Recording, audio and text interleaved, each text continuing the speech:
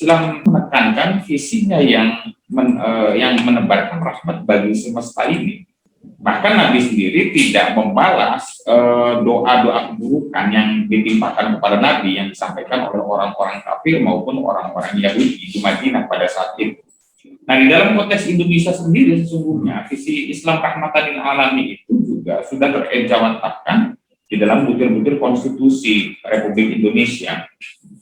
Karenanya misalnya saya sependapat dengan apa yang dinyatakan oleh salah satu intelektualis Muslim, Yasser Auda, yang menyatakan bahwa di dalam konteks berbangsa dan negara, posisi atau kedudukan Al-Quran dan konstitusi itu setara. Sehingga tidak boleh kita saling mempertentangkan antara ayat-ayat yang ada di dalam Al-Quran maupun ayat-ayat yang ada di dalam konstitusi. Saya kira ini sebagai pengantar yang nanti menjadi pengantar untuk diskusi kita bersama Bapak Gubernur Lemhanas. Kami bertanya langsung kepada Pak Gubernur, menurut Bapak sendiri gimana Pak Gubernur tentang pandangan Bapak tentang visi konstitusi Indonesia ini dalam melindungi kepentingan segenap warga bangsa Indonesia secara inklusif yang tanpa membedakan ras, suku, bahasa, dan agama. Silakan Pak Gubernur. Bismillahirrahmanirrahim. Assalamualaikum warahmatullahi wabarakatuh. Waalaikumsalam warahmatullahi wabarakatuh. Kalau dari awal saya mengucapkan Hari Kartini kepada Ibu Dr. Ninik Rahayu. Terima kasih Bapak. Dan semua yang audiens wanita yang ada di dalam pertemuan ini. Menyambung tadi bahwa saya akan mulai dari ketahanan nasional. Kalau ketahanan nasional ini bisa kita wujudkan, maka kita harapkan memang semua bisa berjalan sebagaimana kita harapkan, sebagaimana mestinya, dan tidak ada penyimpangan. Tetapi itu semua tidak bisa kita serahkan kepada satu lembaga saja. Kita tidak bisa serahkan itu kepada pemerintah saja. Itu juga mengikat kita semua warga negara, kita perseorangan sebagai warga negara. Jadi kita pun juga menyadari bagaimana sikap dan perilaku kita sebagai warga negara yang memberikan sumbangan terhadap keluaran di dalam masyarakat.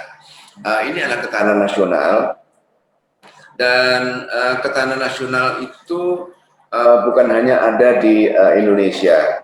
Ketahanan nasional menjadi kepentingan dari semua negara untuk menjaga keutuhan nasionalnya dan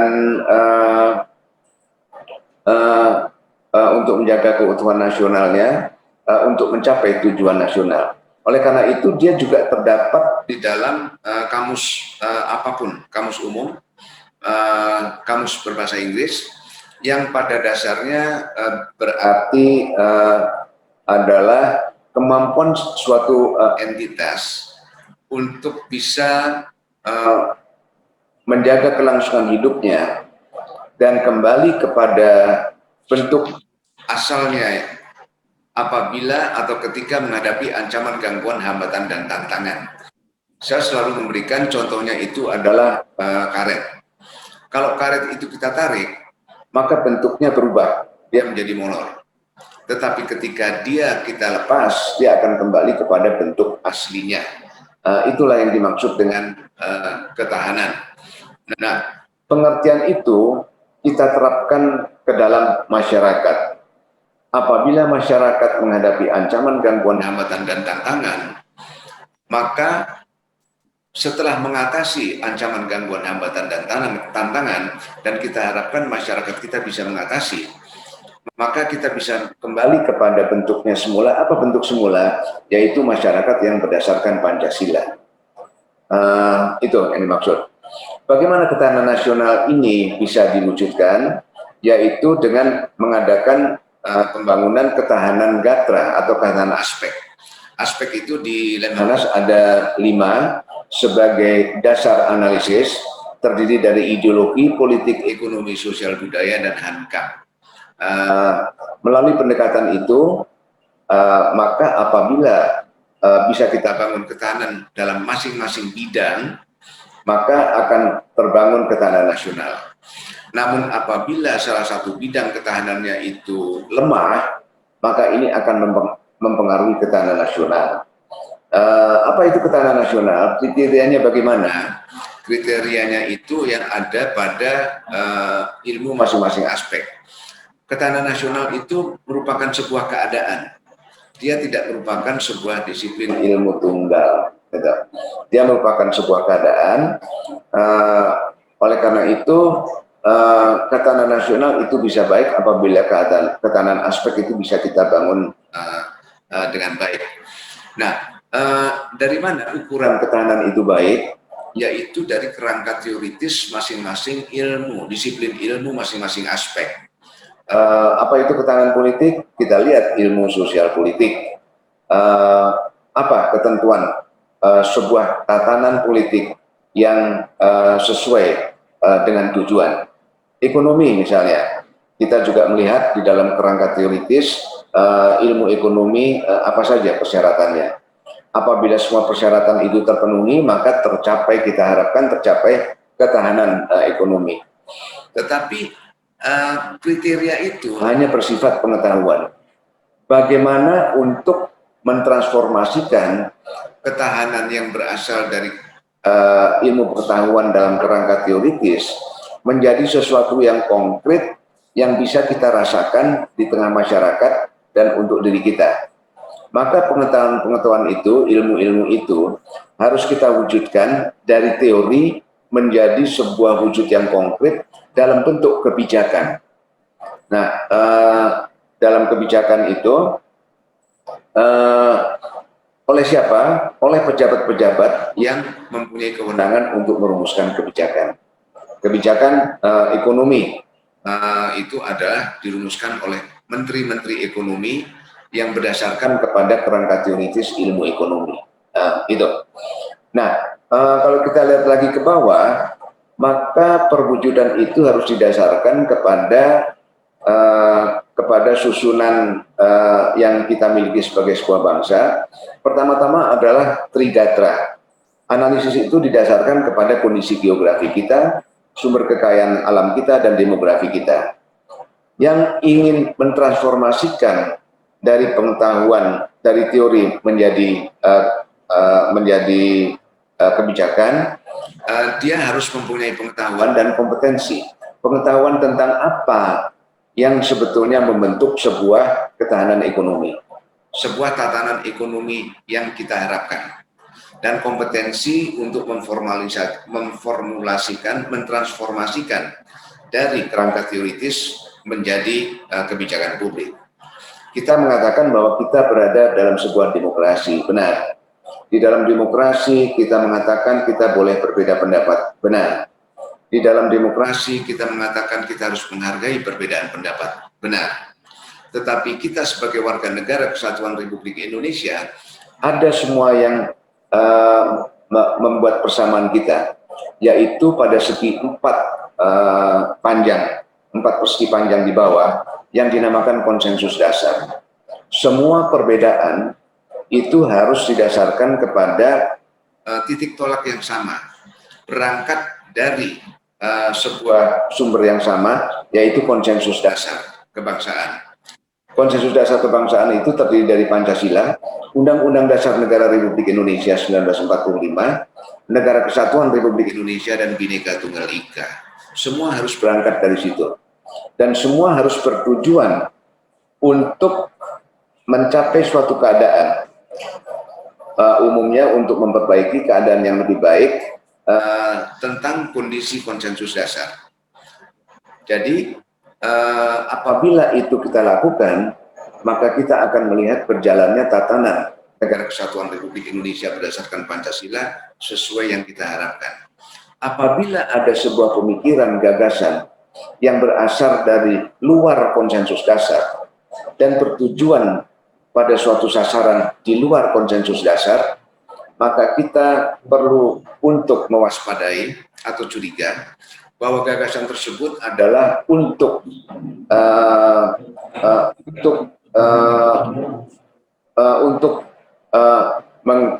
untuk mempertanyakan Pancasila UUD NRI 45, NKRI Bhinneka Tunggal Ika, bahkan untuk menggantikan konsensus dasar tersebut. Oleh karena itu, kembali, semua harus berawal dari konsensus dasar yang telah diletakkan oleh para pendiri bangsa kita pada 19 tahun 45. Semua sebenarnya sudah ada di situ. Kalau kita bisa mau untuk memahami, kalau kita bisa mau untuk mendalami, dan kita bisa mau menaati, maka hal-hal yang kita lihat dan kita pertanyakan pada kondisi sekarang ini itu tidak perlu terjadi. Ini sebetulnya titik tolak dasarnya konsensus dasar. Kita skrup itu, kita kunci itu. Kuncinya skrupnya boleh dibuang, tapi semua harus berangkat dari konsensus dasar dan bertujuan pada konsensus dasar. Nah, untuk menjawab pertanyaan tadi, Bapak Moderator, yaitu bagaimana jaminan bahwa konstitusi itu melindungi segenap warga. Maka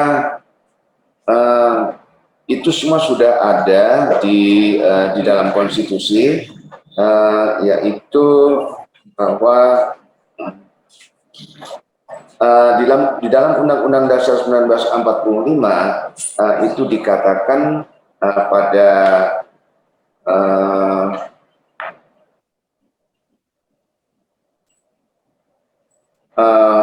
yaitu pertama adalah berpegang kepada pembukaan Undang-Undang Dasar 1945 yang antara lain menegaskan bahwa kemudian daripada itu untuk membentuk suatu pemerintahan negara Indonesia yang melindungi segenap bangsa Indonesia dan seluruh tumpah darah Indonesia dan seterusnya.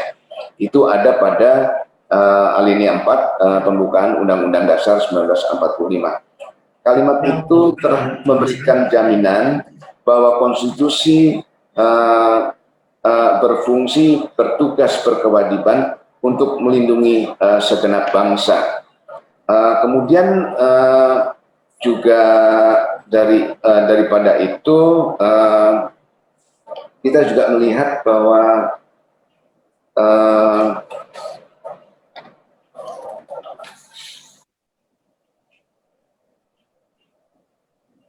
kalau dari segi agama, maka juga dinyatakan dalam konstitusi berbagai pasal telah menegaskan tentang hal ini, misalnya pasal 29 dan 33 yang berkaitan dengan kebebasan menganut agama dan kepercayaannya dan sistem ekonomi yang dianut dan dijalankan pemerintah melalui kementerian terkait harus membuat program yang sebagaimana ditentukan oleh pasal-pasal konstitusi tersebut. Jadi semuanya sebetulnya sudah ada di dalam ketentuan-ketentuan konstitusi dan peraturan perundang-undangan, tapi semua itu terpulang kepada kita semuanya. Kita mempertanyakan mengapa ada kelompok-kelompok yang memang berpikiran yang keluar dari konstitusi seperti tadi yang saya sampaikan dalam diagram ketahanan nasional. Berarti kita bisa memperkirakan, kita menduga bahwa hal yang sulit dipersatukan itu berasal dari titik tolak di luar konsensus dasar kebangsaan, Pancasila, Undang-Undang Dasar Negara Republik Indonesia 1945, Negara Kesatuan Republik Indonesia, dan Bhinneka Tunggal Ika. Semuanya sudah tercantum di dalam dokumen-dokumen konstitusi, dan apabila kita memang sebagai berlaku, bertindak, dan berperilaku sebagai warga negara yang baik, maka sebenarnya semuanya sudah terwadai di dalam konstitusi tersebut. Mungkin hal itu yang dapat saya sampaikan. Terima kasih Pak Gubernur. Ini saya kebetulan menjadi teringat salah satu ulama di Timur Tengah yang bernama Syekh Wahbah Az-Zuhaili. Beliau itu adalah salah satu tokoh intelektual Muslim, ulama Muslim, yang pernah menyatakan di dalam salah satu pendapatnya bahwa konstitusi di Indonesia dengan Undang-Undang Dasar 1945-nya jauh lebih progresif dibandingkan undang-undang yang ada di negara manapun di Timur Tengah, begitu. Nah, ulama setelah Wahbah Az-Zuhaili mengatakan kenapa kenapa kemudian Indonesia bisa memiliki undang-undang yang sangat progresif dibandingkan undang-undang Islam yang ada di negara-negara Timur Tengah? Itu karena menurut Syekh Wahbah Az-Zuhaili, di dalam Undang-Undang Dasar kita, itu di dalam Undang-Undang Dasar 1945 yang diadopsi oleh Indonesia sebagai konstitusi, itu memuat satu aturan yang menyatakan terkait dengan kebebasan beragama. Nah, kebebasan beragama ini mampu menyatukan sekian ratus suku yang ada di Indonesia. Sementara penunjukan terhadap adanya monisme agama sebagai salah satu agama yang dijadikan sebagai agama resmi di Timur Tengah, Islam sebagai agama, itu tidak bisa menyatukan orang-orang Timur Tengah sendiri yang nampaknya hanya berasal dari satu suku, yaitu suku bangsa Arab. Saya kira kalau menurut Pak Gubernur sendiri, dengan adanya konstitusi kita yang sudah demikian progresif ya, dan bahkan diakui oleh para ulama di seluruh Indonesia, kira-kira bagaimana sesungguhnya cara mengimplementasikan nilai-nilai rahmat yang ada di dalam konstitusi kita ini, sehingga itu bisa dilakukan untuk meminimalisir konflik yang seringkali terjadi di Indonesia ini. Bagaimana pandangan Pak Gubernur? Bisa diulangi untuk meminimalisir apa itu, Pak? Konflik sektarian yang seringkali muncul di Indonesia. Sektarian. Ya, konflik sektarian. Kita perlu untuk kilas balik untuk mengingatkan kita kembali akan proses sejarah pembentukan negara dan perumusan Undang-Undang Dasar 1945. Mungkin banyak yang mempunyai anggapan bahwa Undang-Undang Dasar 1945 itu hanyalah merupakan proses perumusan yang dilakukan oleh politisi-politisi dalam bidang politik,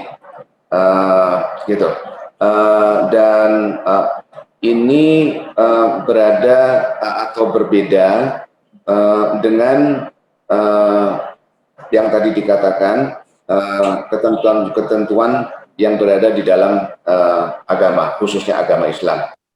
Kita ingat kembali bahwa sebetulnya ketentuan-ketentuan konstitusi dan nilai-nilai yang terkandung di dalam ajaran agama Islam dan ajaran agama apapun itu sebetulnya sudah disinergikan dan sudah disatukan ketika terjadi proses perumusan Undang-Undang Dasar 1945, dan itu juga dengan penuh upaya dan tidak mudah, sehingga sebetulnya kepentingan-kepentingan dan pendekatan dalam nilai ajaran agama Islam itu sudah diwadahi dan diakomodasikan ketika terjadi kesepakatan untuk merumuskan pembukaan UUD 45 dan Undang-Undang Dasar 1945 itu sendiri, yang di dalamnya mengandung tentang Pancasila sebagai dasar negara. Ingat pada waktu itu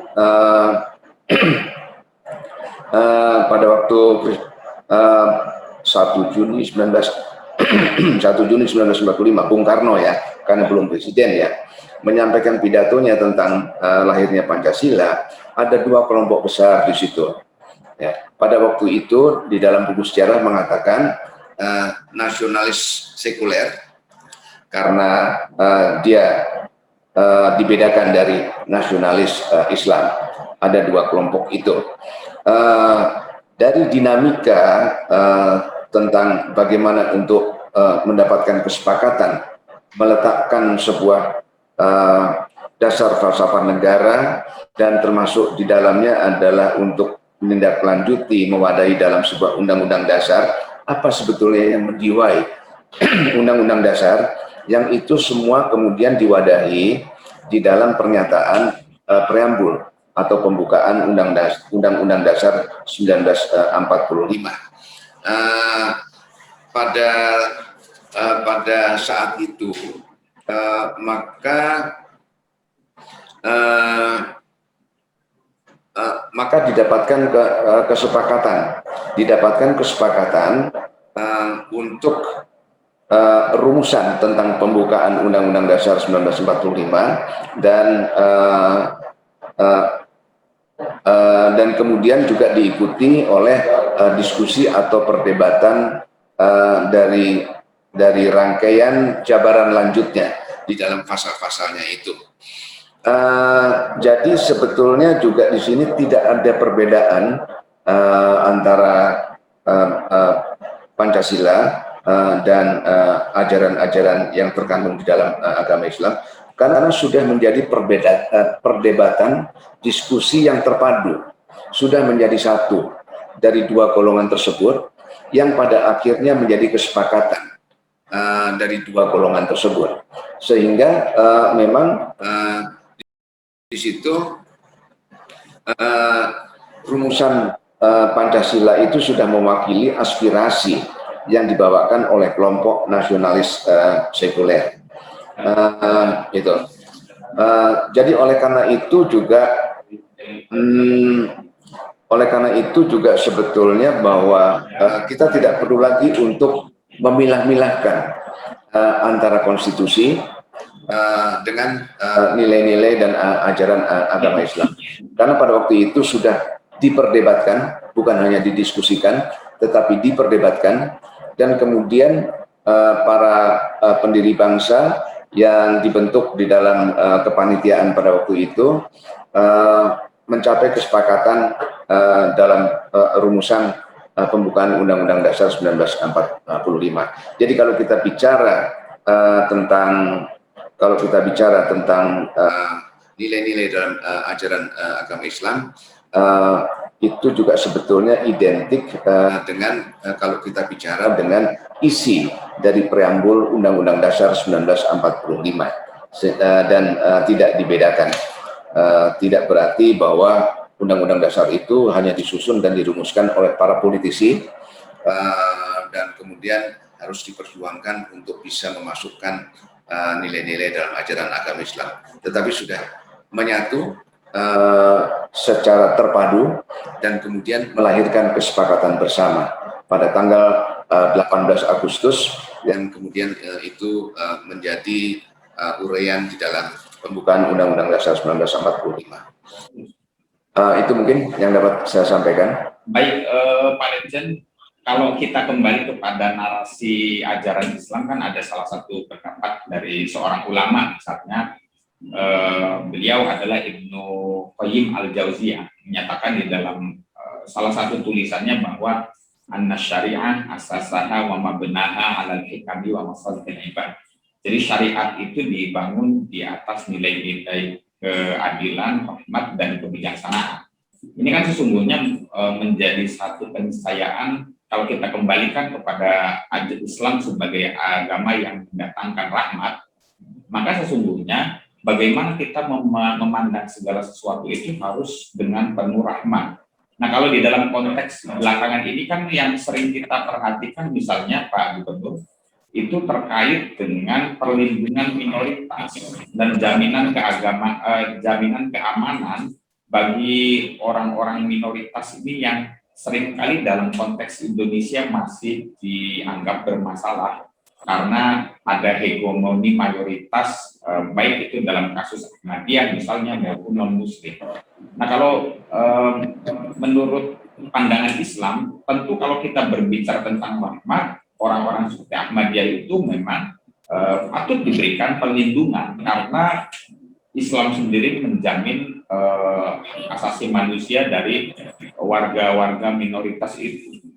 Kalau di dalam pandangan Pak Gubernur sendiri terkait dengan kelembagaan yang sedang Bapak emban saat ini, sesungguhnya peran strategis apa Pak terkait dengan jaminan perlindungan bagi minoritas yang sudah dilakukan oleh lembaga yang Bapak pimpin? Ya, saya senang sekali mendengar uraian Bapak tadi pada tahap awal bahwa ajaran agama Islam itu memperhatikan tentang keamanan keamanan dan kelangsungan hidup minoritas, dan itu juga sejalan sebetulnya dengan konten atau substansi di dalam konstitusi. Kalau kita berasumsi bahwa konstitusi UUD 45 itu mengamanatkan sistem politik yang demokratis, dan kita sekarang berada di dalam kondisi itu. Di dalam demokrasi itu pun, walaupun dalam keadaan-keadaan tertentu dan mungkin juga sebagian besar dilakukan melalui voting, dan pemenang dinyatakan oleh kelompok yang mendapatkan suara terbanyak, maka dia dijadikan keluar sebagai pemenang dan memegang kekuasaan. Tetapi di dalam demokrasi juga tersirat sebuah kewajiban bahwa mayoritas yang memegang kekuasaan tidak berarti bisa sewenang-wenang untuk mengoperasikan kekuasaannya itu, tetapi bahwa di dalamnya terkandung kewajiban untuk melindungi kelompok minoritas. Jadi kekuasaan itu tidak diartikan sebagai hak, tetapi justru kekuasaan itu melekat sebagai kewajiban untuk bisa melindungi kelompok minoritas tersebut. Dan ini sejalan dengan apa yang Bapak sampaikan tadi itu di dalam ajaran agama Islam, sehingga sebetulnya juga tidak ada perbedaan di situ, dan sudah terkandung di dalamnya. Adapun kesemuanya itu banyak hal-hal yang bisa kita bantu, kita kontribusikan, yaitu terpulang kepada kita semuanya, bahwa demokrasi itu tidaklah kita serahkan kepada hanya pemimpin yang kita pilih, dan kita hanya melihat apa salah dia, mana yang salah, mana yang benar, tetapi sebetulnya bahwa demokrasi itu masih kita pegang, yaitu bahwa demokrasi itu pada esensinya adalah perwujudan dari kedaulatan rakyat. Jadi untuk mengatakan apakah demokrasi bisa berjalan dengan baik atau tidak, maka sebagian besar itu tetap menjadi kewajiban di tangan rakyat, di tangan kita semua untuk melihat bahwa memang demokrasi dijalankan sebagaimana mestinya dengan kontrol kita. Jadi kita tidak bisa hanya melepas itu hanya kepada pimpinan yang telah terpilih lewat pemilu. Disitulah kita melihat bagaimana minoritas itu wajib untuk bisa dilindungi oleh mayoritas yang telah memenangkan pemilihan umum untuk mendapatkan kekuasaan. Namun yang kita lihat sekarang sebagian besar itu adalah mayoritas minoritas itu bukan hanya terjadi pada masyarakat bangsa negara atau struktur politik, tetapi mayoritas minoritas itu juga terjadi di dalam intraorganisasi. Misalnya di dalam kalangan Islam sendiri dengan berbagai macam alirannya, maka dengan sendirinya di situ di dalamnya juga terjadi komposisi antara mayoritas dan minoritas.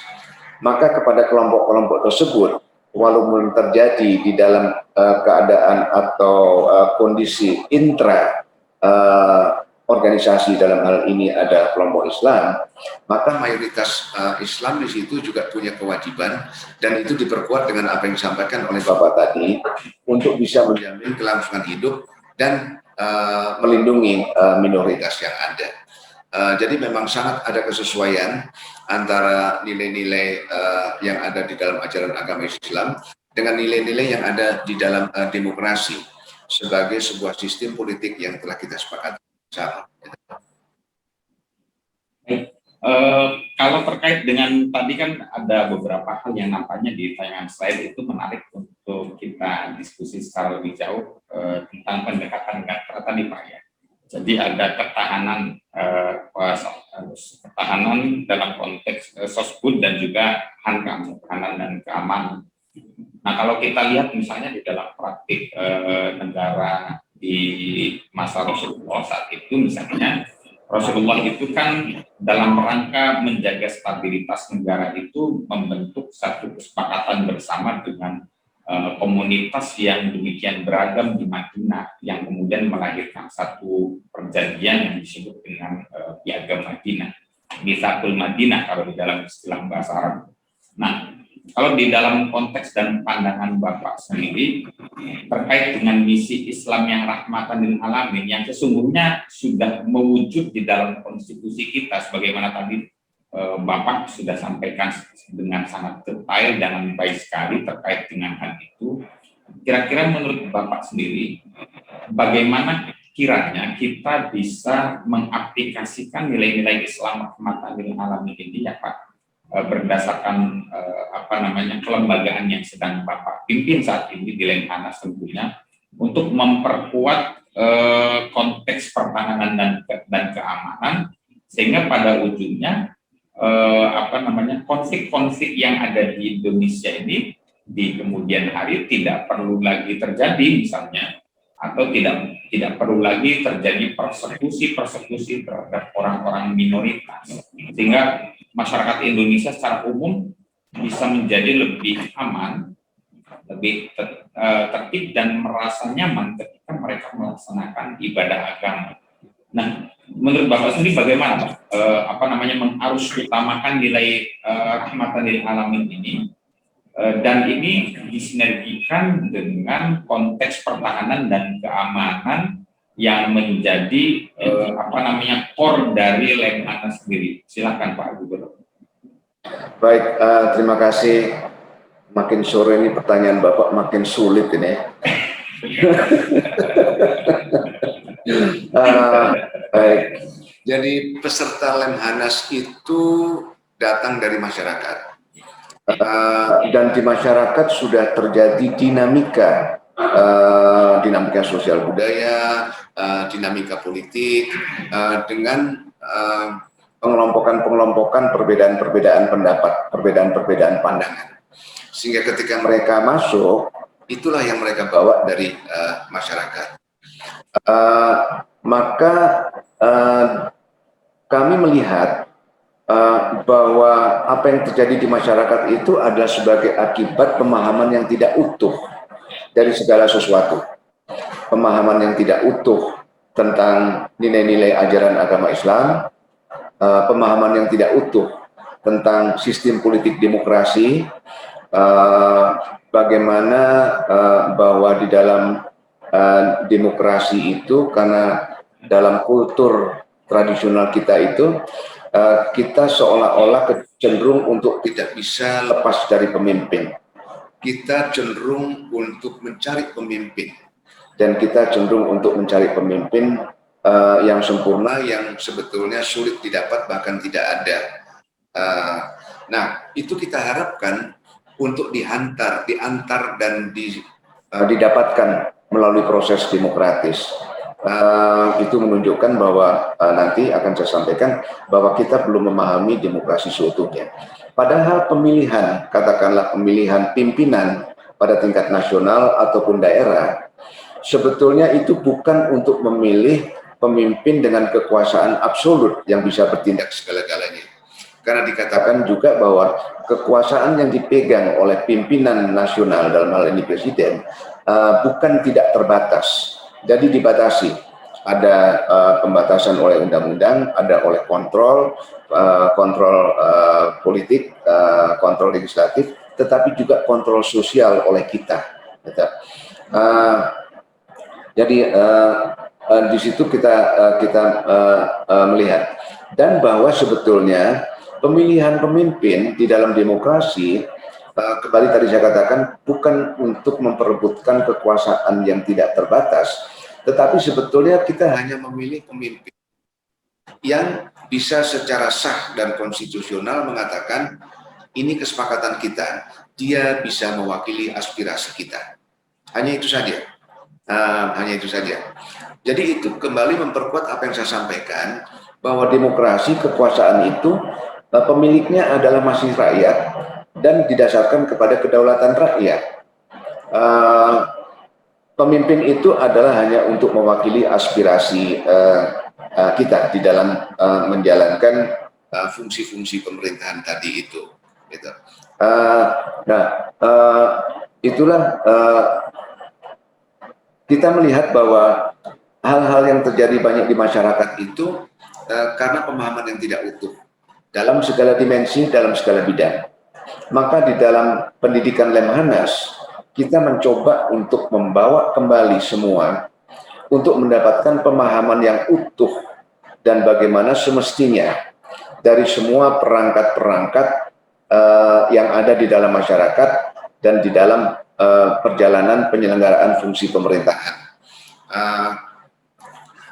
Itu kita bawa kembali sehingga dengan pemahaman yang utuh semua bisa untuk melihat bagaimana seharusnya masyarakat bangsa dan negara ini ditata dan kita berada di mana, sehingga kita juga mempunyai penyadaran kembali tentang bagaimana kita harus bersikap, bagaimana kita harus berperilaku, bagaimana kita harus menghargai perbedaan, bagaimana kita harus menghargai juga pendapat orang lain.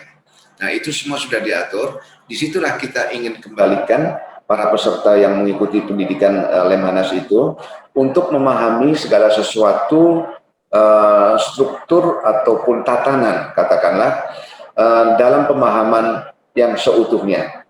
Jadi bukan sepotong-sepotong, tetapi seutuhnya dalam aspek manapun, sehingga kita bisa melihat bahwa apa sebetulnya yang belum difahami di tengah masyarakat dan membentuk dinamika yang menjurus kepada keadaan-keadaan yang bisa menimbulkan konflik. Jadi itulah yang diusahakan oleh Lemhanas, karena kita melihat bahwa penyebabnya itu adalah pemahaman yang sepotong-sepotong dari komponen-komponen masyarakat terhadap segala sesuatu yang berlaku di dalam masyarakat. Begitu, Pak. Baik, terakhir Pak Gubernur,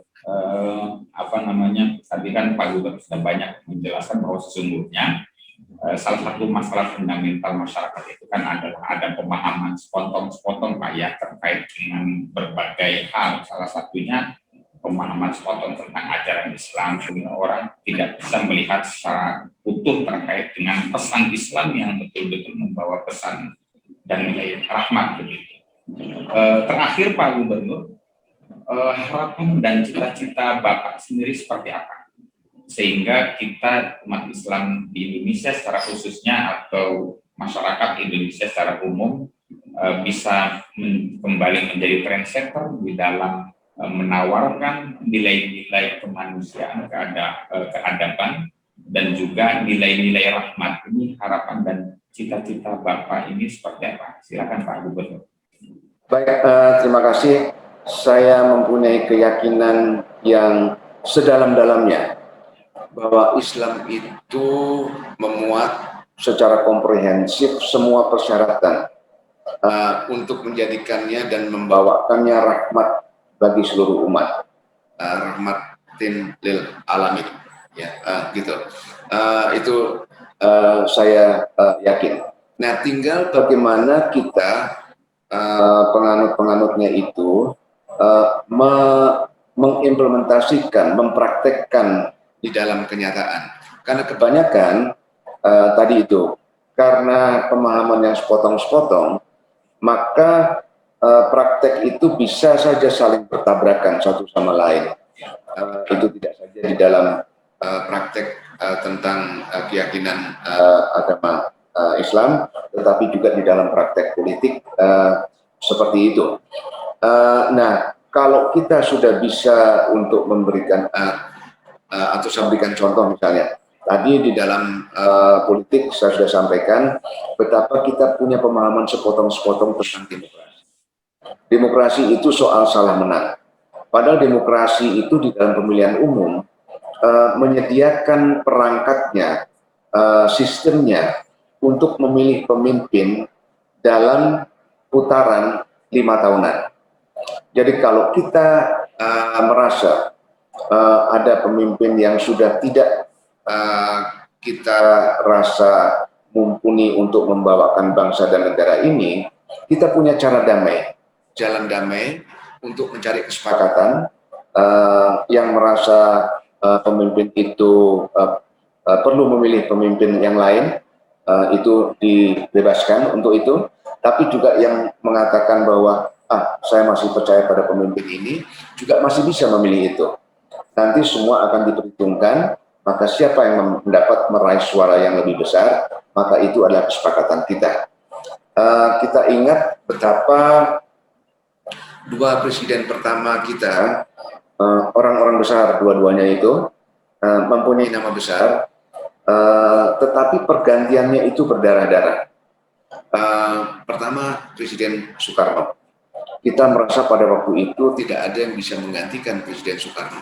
Karena Presiden Soekarno yang telah memimpin berjuang merebut kemerdekaan dan mengawali kemerdekaan kita itu. Kita merasa pada waktu itu tidak ada yang bisa menggantikan Presiden Soekarno. Maka pergantiannya itu setelah masyarakat sadar bahwa ini tidak bisa dilangsungkan atau berlangsung terus, dan pada waktu itu ditandai dengan kemerosotan ekonomi yang sangat akut, maka penghentian dari masa bakti Presiden Soekarno terjadi dengan berdarah-darah. Maka masuklah sebagai presiden kedua ini adalah Presiden Soeharto.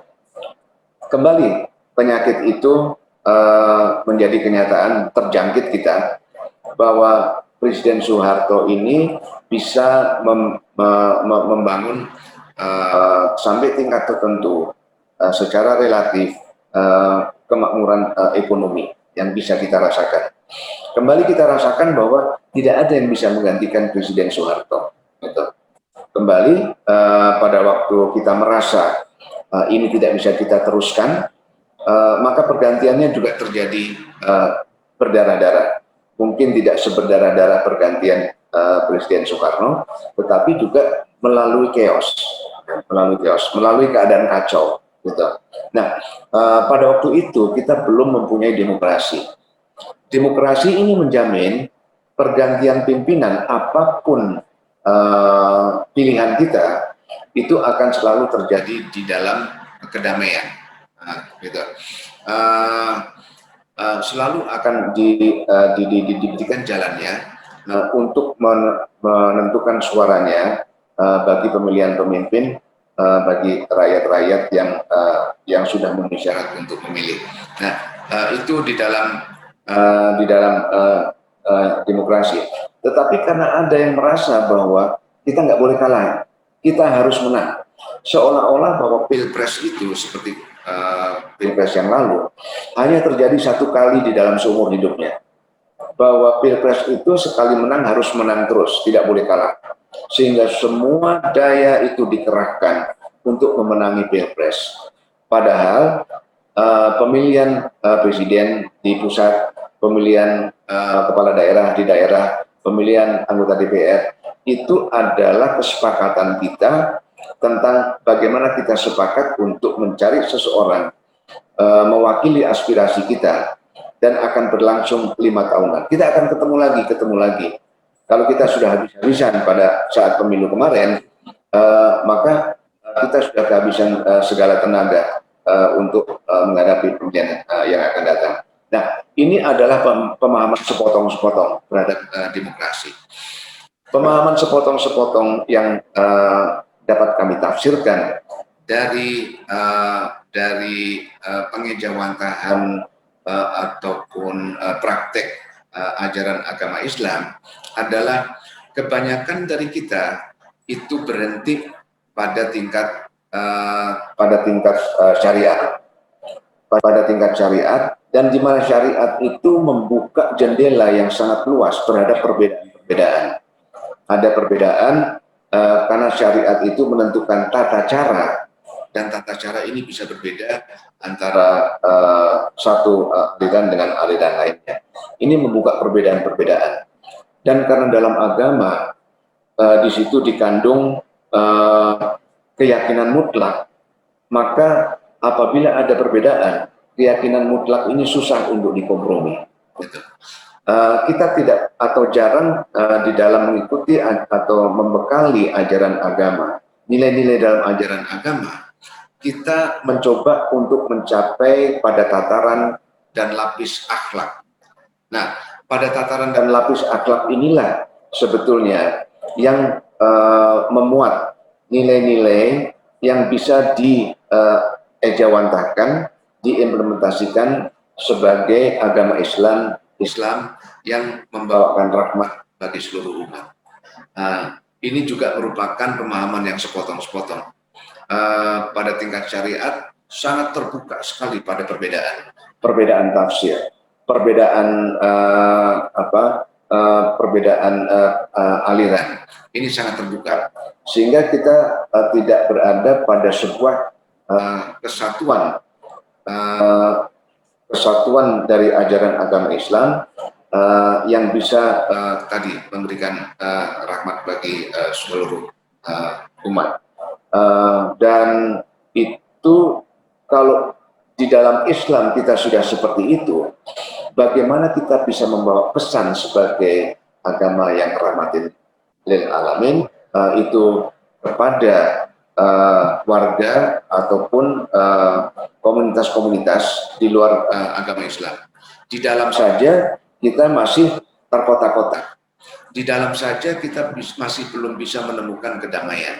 Di dalam saja kita masih belum mendapatkan rahmat. Ya. Ini semua harus diteruskan, disempurnakan pada pemahaman yang utuh dari ajaran, apakah itu agama Islam atau itu politik, sehingga memang bisa untuk mengatasi kelemahan yang ada sekarang, yaitu pemahaman yang sepotong-sepotong di dalam aspek apapun. Begitu, Bapak.